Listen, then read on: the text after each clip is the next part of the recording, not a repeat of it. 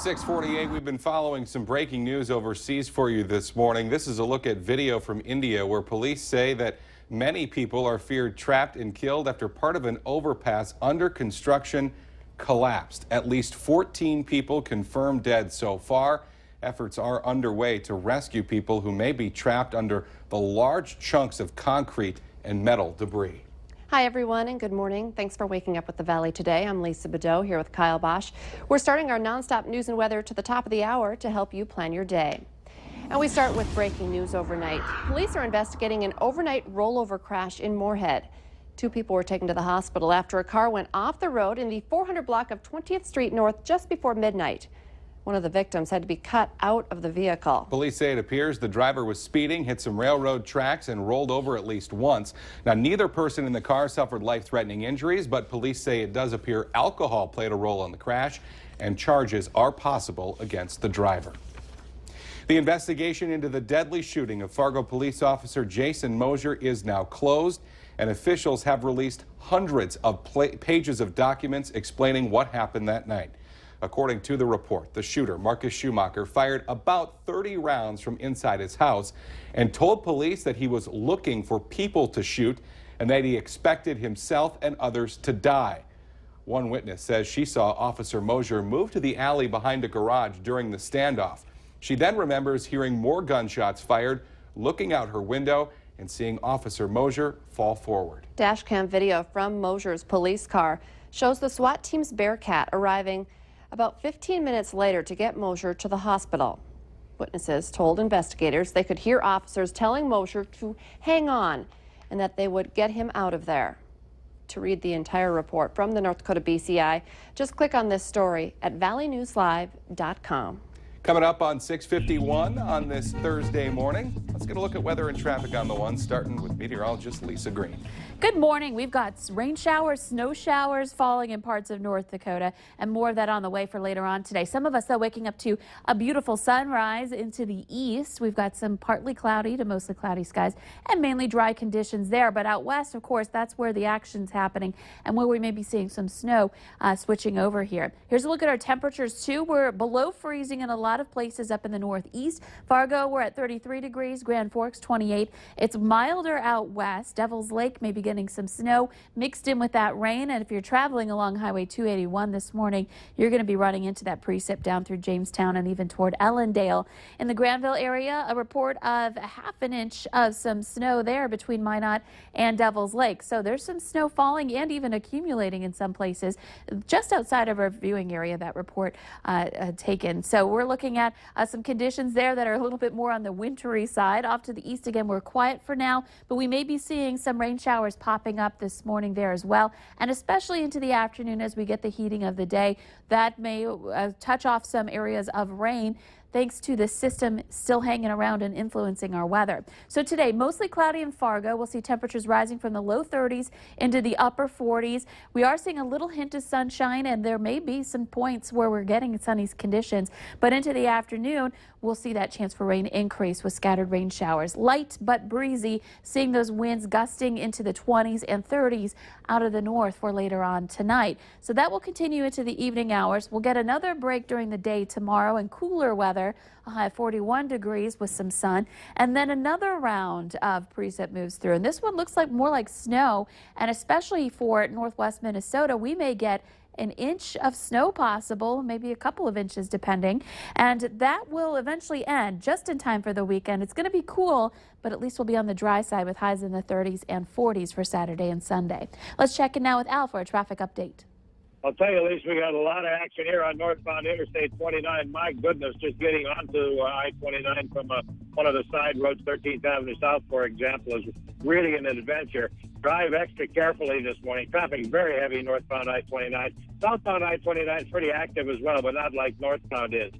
Westbound Interstate 94 is very busy as well. It's a busy morning we have going. One other thing, that stalled truck we told you about north of 19th Avenue, that's out of there now. So fortunately, that fella got underway. Again, drive carefully today at the tri-level. Allen Valley today traffic. It's now 7 minutes before 7. The Moorhead City Council will hold a special meeting tonight to vote on a separation agreement with City Manager Mike Redlinger.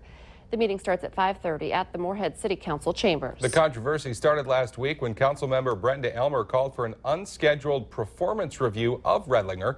Questions have been swirling because that review was held behind closed doors, and so far, no one from the city has discussed the reason. Now, according to tonight's agenda, city officials will provide a summary of Redlinger's job performance after they take a vote on his separation agreement. Donald Trump has created yet another firestorm by telling Chris Matthews during an MSNBC town hall that women who receive abortions, should they become illegal, should be punished. Trump said that he can't determine what that punishment would be, but he did say there would not be any similar penalties for the father involved in the pregnancy. The program was taped in Wisconsin Wednesday afternoon, and by the time it had aired, the Trump campaign had backtracked on his comments. Rivals Ted Cruz and John Kasich both condemned the statement, while Democrats Hillary Clinton and Bernie Sanders called it outrageous and shameful. Protests over prosecutors' decision not to criminally charge Minneapolis police officers in the death of Jamar Clark went well into the night as hundreds of people marched through the streets of downtown Minneapolis. The 24-year-old Clark was shot to death by police last November during a confrontation with officers who had responded to a reported assault. Officials said during a news conference yesterday morning that deadly force was warranted in the altercation because the officers involved feared for their lives as Clark was trying to gain control of one of their guns. Moorhead police are asking for your help to try and identify a couple of people who broke into a liquor store. The surveillance photos from Brookdale Liquors on 8th Street South come from early yesterday morning. They show two younger men dressed in bright-colored hoodies. It's believed the men threw a cinder block through the front door and took about 12 bottles of booze. If you saw anything suspicious in the area during the early morning hours, call Moorhead Police. North Dakota teachers can start applying tomorrow for help to pay off their student loans. The state program offers teachers up to $3,000 over 3 years. The application period runs through May 16th. To be eligible, a teacher must be teaching full-time at a public or private school that's approved by the North Dakota Department of Public Instruction. Now, we do have a link to those applications for you posted at our website, valleynewslive.com. Just search for this story. The brand new director at Churches United is set to start in mid-May. Pastor Sue Kesterman will replace Jane Alexander, who left the agency back in August when the board decided to move in a different direction. Kesterman has been a pastor at Elam Lutheran Church in Fargo and has collaborated with FM sheltering churches to help solve the homeless problem. The snow is gone, making piles of dog poo appear. In another area, apartment group is sick of dog owners not cleaning it up. Campbell Properties is the latest to join the Poo Prints program. The dog's cheek is swabbed for DNA, so the property can later analyze droppings and then match it to the corresponding dog. Pet owners who live at a Campbell property will now need to register their dog for a fee of $75. And if droppings are found in the future that belong to their animal, they can be fined $200. I'd say just pick up your dog's poop. It's gross, and kind of respect when you share a building together with people. It's nice if everybody respects the property and, keeps it clean.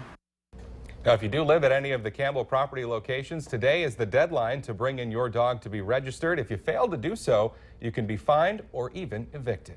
You might call it legalized vandalism. That comes with a price. Students at Fargo High used a sledgehammer to demolish a car, but it was all for a good cause. I bet you there's a lot of people who have days at work when they wish they could do this. The Smash Out Cancer event was raising money for the American Cancer Society. Fargo North is also hosting a Relay for Life event tomorrow night. It starts at 6 and runs until 6 a.m. Saturday morning. Motorcycles, custom cars, muscle cars, just some of the things that you can check out this weekend at the annual Toppers Car Show. The 58th annual event is this Saturday and Sunday. The Valley Today's Kristi Larson joins us live from South Fargo with more on the show. And you've been sitting in some pretty cool cars this morning. Yeah, that's right. And those are just some of the types of cars that you're going to get to see this weekend. And Shane's here out with me this morning, and it's just one of those fun events. And like we've been saying before, you don't have to know everything about cars to come out and enjoy them. Right. It's like I said, it's for everybody, every family, kids. It's just a wonderful show to come out and spend 2 days at if you want to. And it's going to be happening Saturday and Sunday, but it's more than cars. I mean, you guys have a lot of other fun things to enjoy there as well. Right, there's like 100 and some plus vendors out there. There's Johnny Cash tribute show, which plays 2 times a day. And I believe it's 11 to 4 on Saturday and 11 to 3 on Sunday they play. And yeah, it's really fun. That's a really awesome band to come watch. And on the poster, your wife's car is actually on the front poster. She's going to have a featured car there as well. Yep, she's our feature car. We pick one Toppers member's car every year for a feature car. And that's the only ones we show is just the one, you know. Otherwise, we'll let everybody else show their cars besides us. So. And you said they're going to be coming from all over. Certainly something really fun to see and also kind of get us in the mood for, as Kyle, you mentioned before, for spring when we do start to see more of those cars out on the roads, cruise nights start. So this is a little taste of it this weekend. Also, the proceeds going to be going to organizations and nonprofits. So that's another just little benefit of going this weekend. A fun event, and if you haven't had a chance to check it out, it's worth your time. Kristi Larson reporting live for us. Let's get our answer now to our question of the morning on Facebook. 1 in 4 women surveyed say they would most like to change this about their mother. The answer, their hairstyle. As for our weather today, Lisa Green, changing again. Lots of different changes going on. Yeah, there's some rain going on out west, even some snow west of the viewing area, and quieter weather east, but we all have a chance for seeing some rain today, breezy conditions too.